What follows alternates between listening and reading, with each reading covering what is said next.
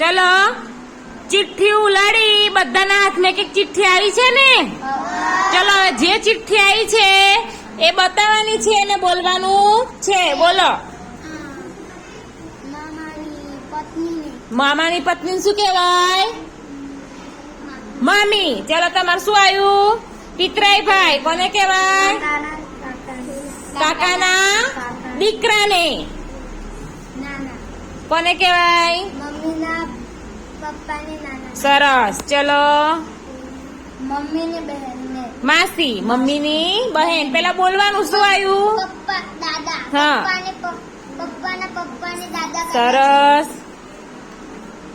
ફુવા કોને કહેવાય?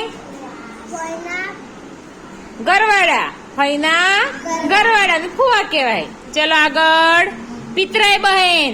કાકાની છોકરીને પિતરાઈ. સરસ. ચલો કાકાની પત્નીને કાકીદાર. સરસ. નાની. નાની મમ્મીને કહેવાય. હા, નાની કોને કહેવાય? મમ્મીની મમ્મીના ભાભીને ભાઈને. મમ્મીના ભાઈને શું કહેવાય?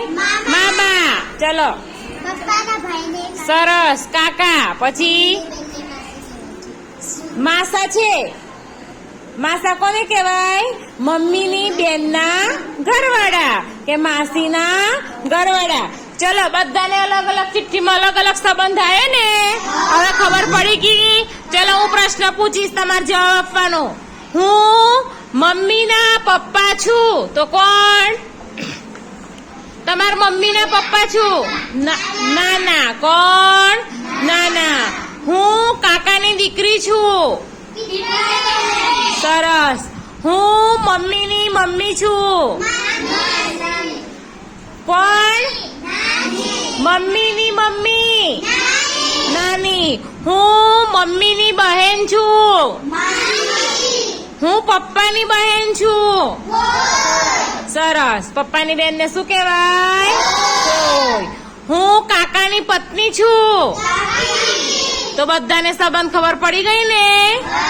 ચલો ચિઠ્ઠી વાળી દો.